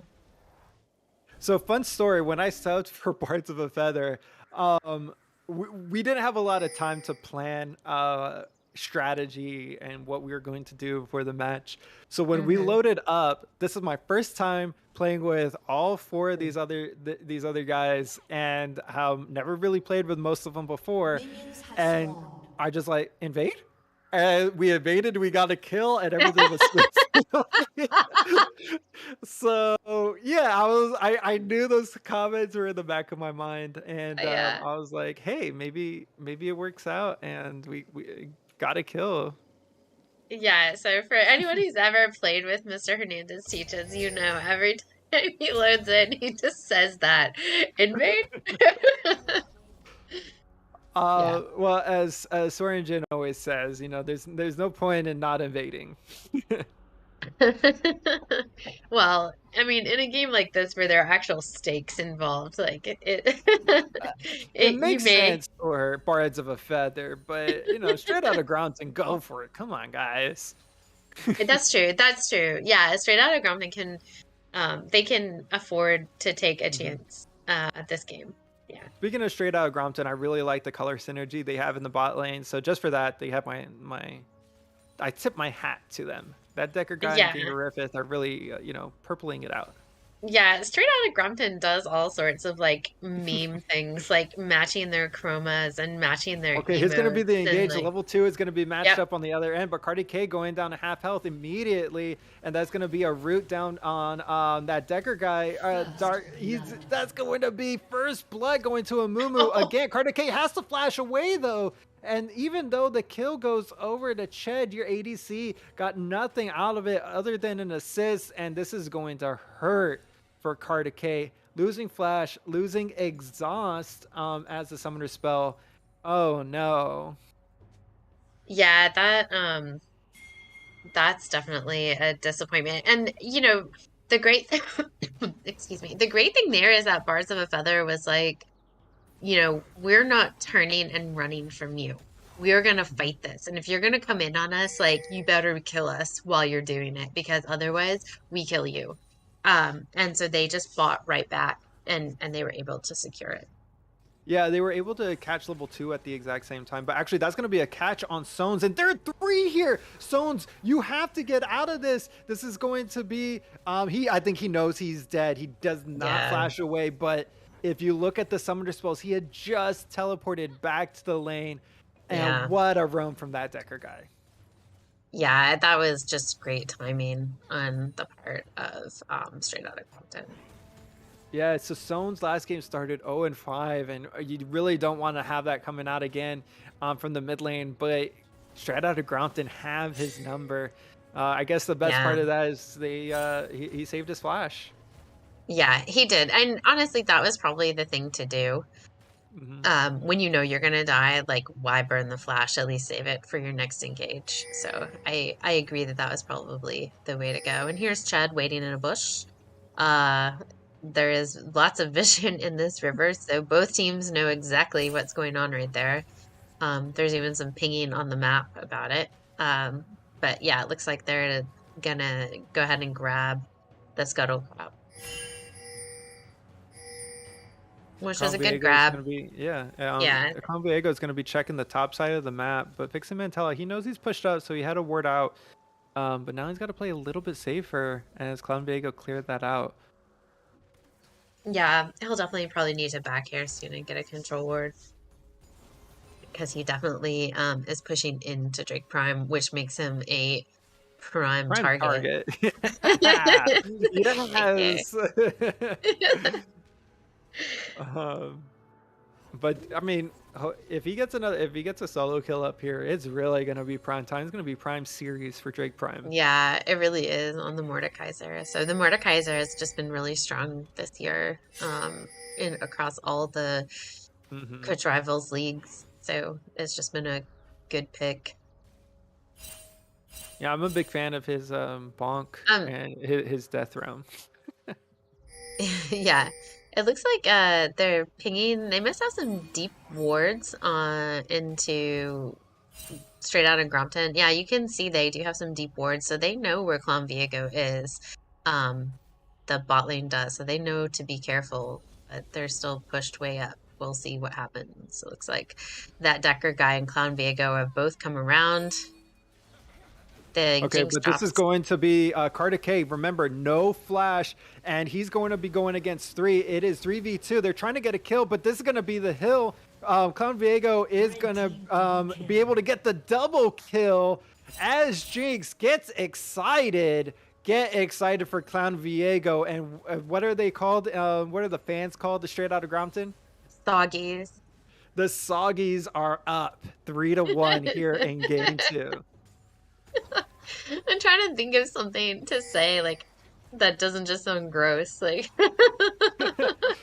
And it's super interesting that they were at that point. They knew Clown Vega was down Red there, team has but Yep. Drake slain Prime the is going to be dragon. ulting against Fix and Mantella. Actually, no ulti yet. He's just going to get knocked up and shut down. Fix and Mantella gets that kill with the help of Stones. And in return, Straight Outta Grompton takes their first Drake, which is an Ocean Drake. Now they gave up the first Drake in the last game, so they Hmm. decided to go ahead and capitalize on their kills in the bot lane to go ahead and snatch that first Drake this time. Yeah, I'm really shocked that they were able to really get that Drake because like you said, the vision game was in favor of Bards of a Feather. They had the vision on Clown Vega. They know that they want to fight around this area. Yeah. But they didn't pull the trigger. In fact, everyone away. And if you don't want to pull the trigger, you're gonna end up going behind in this early game against straight out of Grompton group. Yeah. Against the Soggies. I love I think that. it's their fans that call themselves the Soggies. Well, I don't know Soggies that get I don't soggier because they are up here by 1,000 gold in game 2 of the Tier 1 finals. So, and I'm supposed to remind everyone that they need to reset their bingo cards from last time. I'm sorry, I forgot to say that. They're supposed to reset your bingo cards from last time if you haven't done it already, and you can And that play doesn't again matter this because game. Count Viego is going to be going against Fixing Mantella. Oh, Fixing Mantella, he's literally just walking around. But now there's going to be a 4-man engaged in the bot side, but it turns into nothing. And resources spent on either side, but nothing happening for any team. But look on the top side of the map. Camera, go over to the top side of the map because we have a Rift Herald getting taken. yeah, they went ahead and pinged it when they pushed when they pushed Fixing Mantella back, Key Kitty Key and Drake Prime went ahead and pinged it. So they had a plan to do it. It looks like actually Bards of a Feather know that they're doing it. They're pinging it on top of Viego there. Oh, it's because there's some vision in the river there. But I don't think that they can stop them. So they took it, and then Clown Viego goes just straight into Rogue Otter's topside jungle, Yeah. and is now clearing there. Well, they knew that there were 4 in the bot lane. So, I mean, okay, we Yeah. didn't get a kill on Fixing Mantella, but, you know, there's 4 in the bot lane. They're just in the bot lane not doing much, not getting the kills. That Decker guy and Gingarif is doing a fantastic job just absorbing all of that pressure as they've been doing this entire series. And so it's just a free Rift Herald in the top lane at 9 minutes. So that's a lot of gold that's going to be in the bank for straight out of Grompton.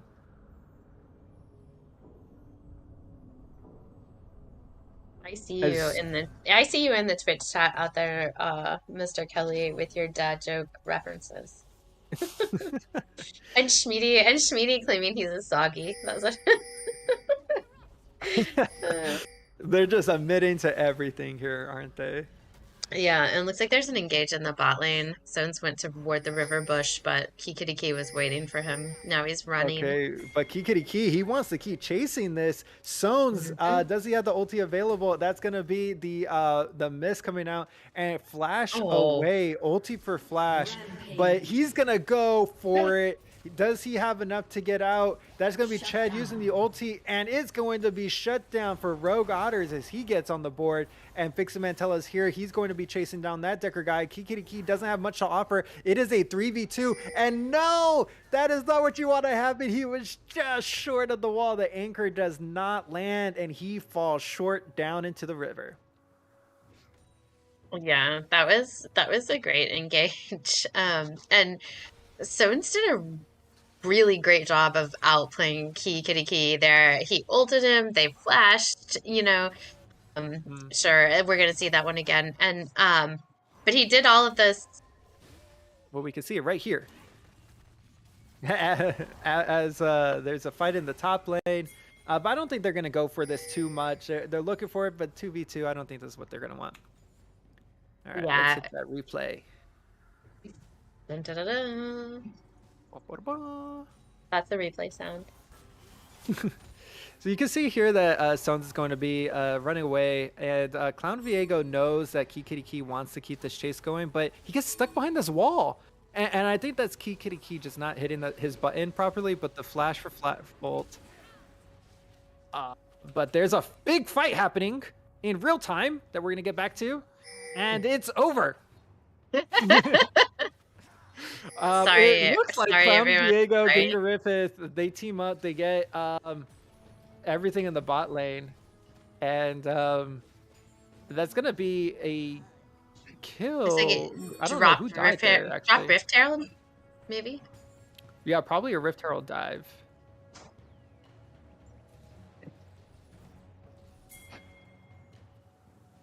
Yeah, pull up the replay.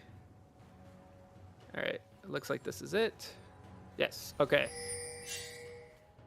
So yeah, they do use the rift. That Decker guy, they go between the tier turrets. That Decker guy doesn't hit the. Oh no, Cardi K actually gets the kill on that Decker guy. So they get plates, but they give over a kill to Cardi K, and that's gonna be rough. Yeah, that is going to be a rough exchange there. So Sones was so close to like that outplay on Kikiriki. He just did not expect the Viego follow up. That Viego had actually been following. Clown Viego had been following Kikiriki. But I think recent events have shown like, okay, they know they're a little bit closer in this match than they were in game one. They know that they want to fight over these objectives, so they're piling up on these objectives. But Yeah, for neither sure. top laner can show up, and they're creating their own death ball at this point. Right, right. So the top laners are not going to let each other leave the lane, it looks like. So it's just going to be 4v4 here in the bot lane over this Drake. It's the second Drake. It's an Infernal Drake. So it'll give the winning team an attack damage buff. But yeah, this just seems like they're kind of flirting around it. Nobody's ready to pull the trigger and have it. Okay, never mind. Okay, Chet keeps trying to look for that bandage shot. It's just, it goes wide every time. But that Decker guy says, okay, you could go ahead in on me. And this is going to be a 3-man ulti from Ched. Clown Viego, he's trying to get forward, but he's got no health. And Ched is going to go down next. Maybe he's down to 2 HP. That Decker guy is here. He gets a kill. Kikiriki is trying to go against all 4 of them. But from downtown, the snipe from Carter K. And that is going to be... all 4 dead from straight out of Grompton. Not the fight that you want to lose. They just missed everything.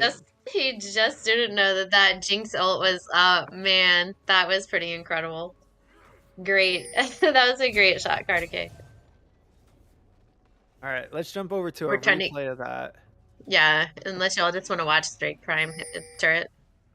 Okay, so here we go. Ched's trying. Like he misses the Q, but flashes and he gets 3 there, and they throw it all on Clown Viego. That's what they should do. Yes. And then he gets out. He's like, he does. And then the snipe from Carter K. Carter K held on to that. Like he held on to his ult the whole fight, you know? Yeah. And then I think in the top lane, Drake Prime killed Fixing Mantella. We didn't really get to see that because all the excitement was happening there. There was a fight and he took the turret. Yeah, and he took that first turret there in the top lane. Yeah, if you're watching and you're playing bingo, it's blue taking the first turret. I always forget. I tried playing it once. There's just so much to keep track of, especially in these tier 1 fights. There's so much action. I know, it really is hard. And then like you like look away for a second and then you're like, wait, did someone get a rift already? Like, who was that? Well, if I'm in the game, it's gonna be Hernandez Teachers taking a rift solo, just off screen. I mean, honestly, that's the way you do it.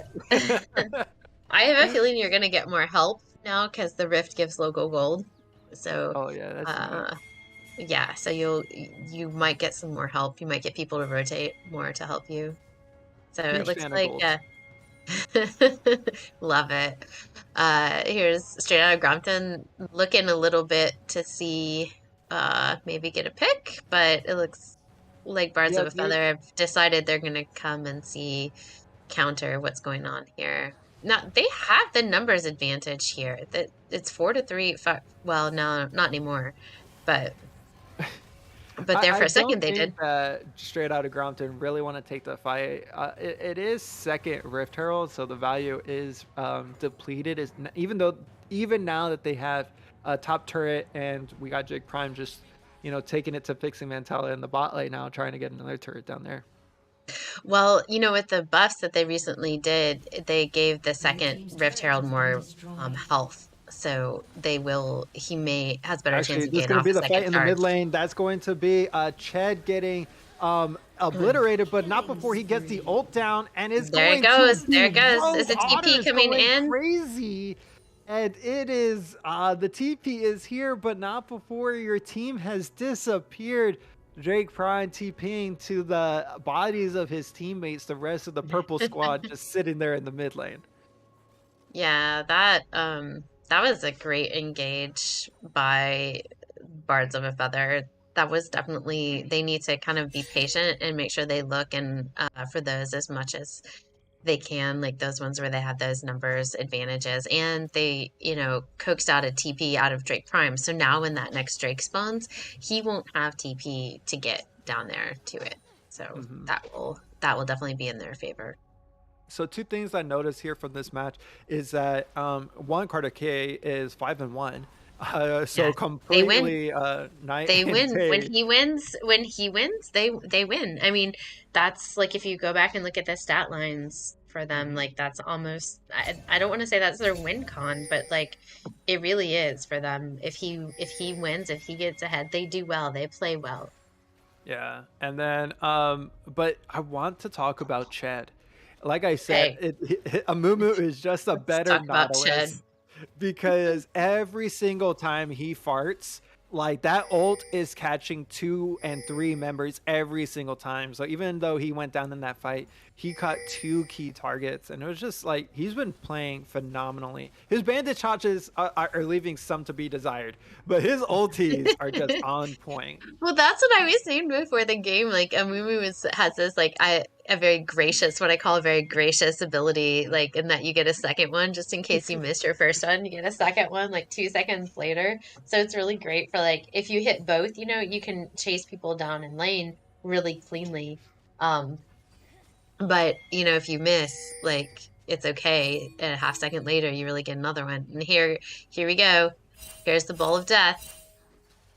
What's gonna happen? Oh, and the bandage shots is gonna miss already. But he's got another one. All They're right, and gonna use this rift to pressure and then probably turn it back. But oh no, Rogue Otters, you need to stay alive, mate, as you go down to 400 health, and that is going to get the green light over to Straight Outta Grompton to look for it. And Carter K is one-on-one with Drake Prime. He said his prime time in the death round. Ched is gonna catch one this time. Kitty Key is going extremely low, and oh my God, Carter K pulled it out, and that Decker guy is gonna be going down next. Clan Viego's trying to do as much as he can, but now he is the Fed Jinx. This is exactly what Viego is. We're looking to feed a member on the other team and then kill him. And Clown Viego is gonna go crazy. He is the excited Jinx now. But what a great play for Carter K to stay alive as long as possible. And Drake Prime in the ulti for Mordekaiser. But we're gonna have to get a replay of this because I don't know what happened to the rest of them. Yeah, we should definitely get a replay here. I know Mordekaiser took Carter K into the death realm. So here they go. They popped it. It looks like Rogue Otters runs out early. That's green light. And so then but where's Drake Prime takes out Carter K. Ched only okay, he does catch 2 here. But where's the ulti from Sones? Does he? Yeah, he hits a couple, but I think the ulti from Clown Viego actually negated the ult from Sones, and Gengariffith was able to stay alive the entire time, and he is dishing out damage this game. Yeah, that's definitely nice. Oh, here we go. Ooh. Oh okay, no! That's going to be Gengariffith getting a stun on Carter K. Carter K has no flash to get away, and everyone knows that he wants to be the target. Clown Viego is now the one to get excited. He's laying out the hurt. Clown Viego is the Jinx, and Ched is going down now. And now they have the Moo on their squad, and Fixie Mantella goes down one-on-one with Prime Time, and that is going to be the Baron. What is happening to Bards of a Feather? They are crumbling under the pressure. Yeah, I'm not sure what just happened there. Like, that was exactly, remember when you asked me, like, what would I say to my team? Like, I was like, don't get caught out, make sure you have good vision. Like, that was not the fight you wanted to take. Like, did they know where the rest of Straight Outta Grompton was? That that was just really Yeah, not what the fight happened he here on the wanted. replay? Right there with the Baron at stake, They're they that know was Clown hard. Viego's here. Carter K Yeah. goes in solo. They have the vision on him. They want to fight this, but Gingeripith hits the arrow. The stuns come out. They dogpile him, Now it's and 4 to it's all 3. on Carter K. Yeah. Like you said, it was they knew that all of them were there. Key comes up, surfing from the bot lane.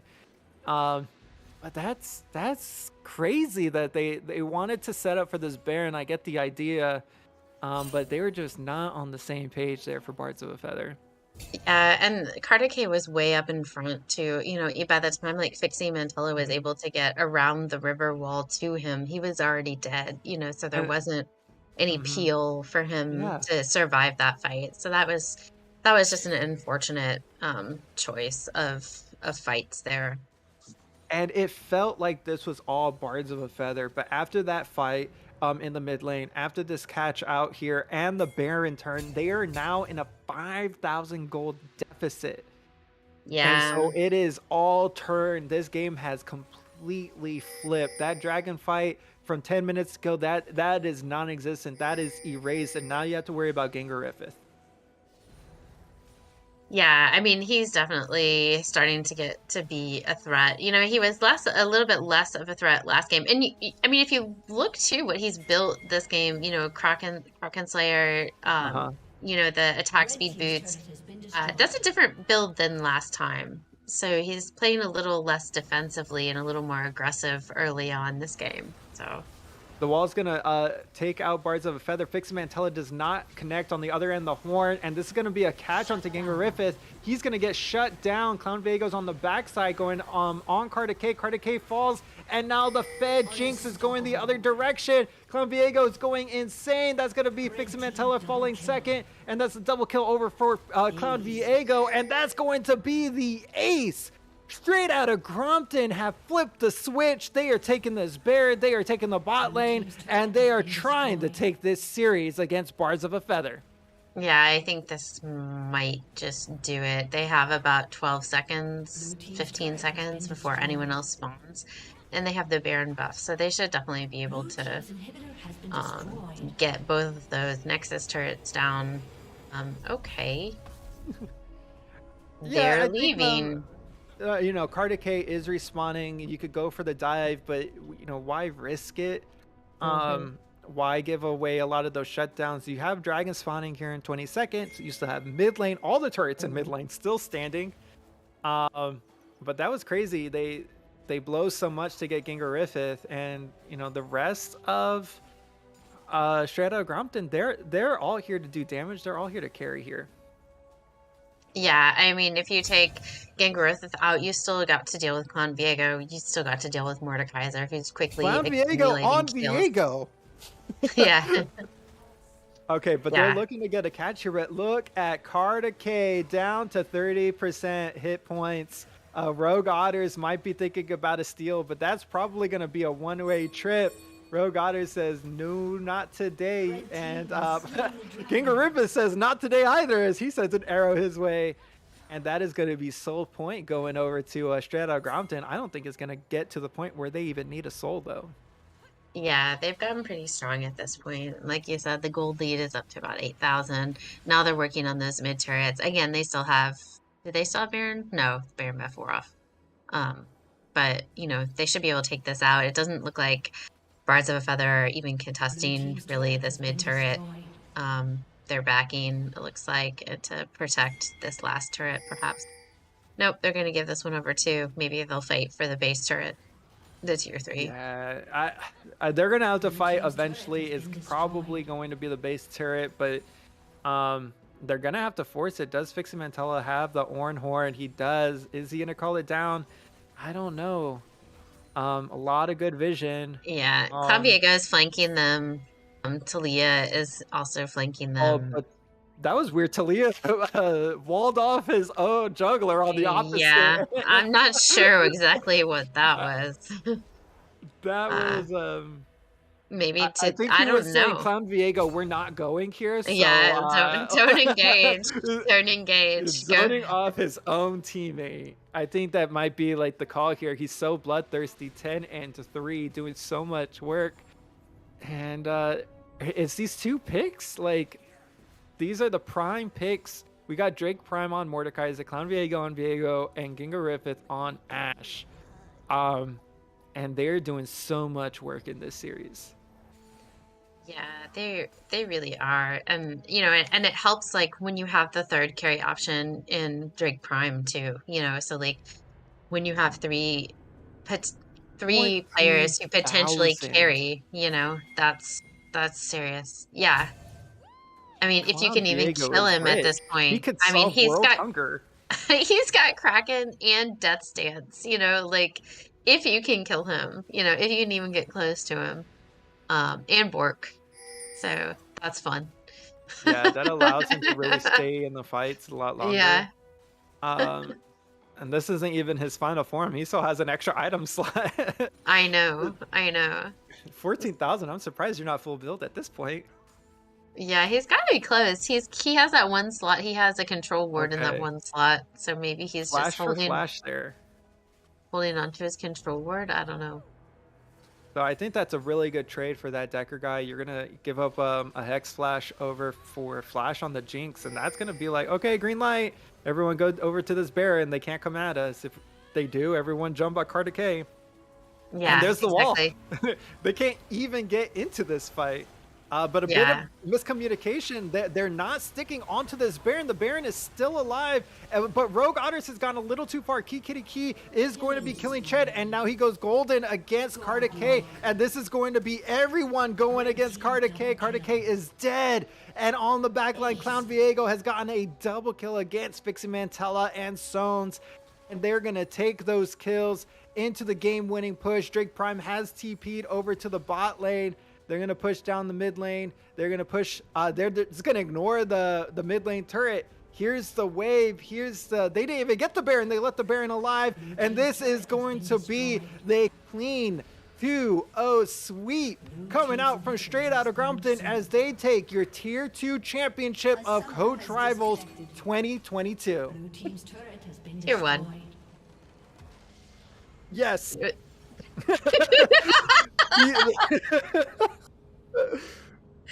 was the Tier 1. They take the Tier 1 championship of 2022. They took the Tier 2 tower. That's there what they took. All right. Well, Bards of Feather, well played. I really thought that was your game. You had your money in the right wallets. I just couldn't capitalize on it to get the W this game. And straight out of Grompton, you all peaked at the right time. You came together as a team. You played well. So congratulations on your clean sweep victory tonight. Yes, the trophy is going to be in the mail. So make sure that you guys pay attention to that. Don't give us your mailing address, but it is in the mail. So you will, it's gonna be somewhere. That sweet Coach Rivals trophy. Wow, what a series!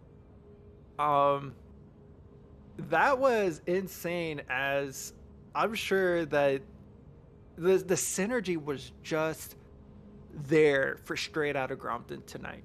They really connected, as you said. They really peaked here.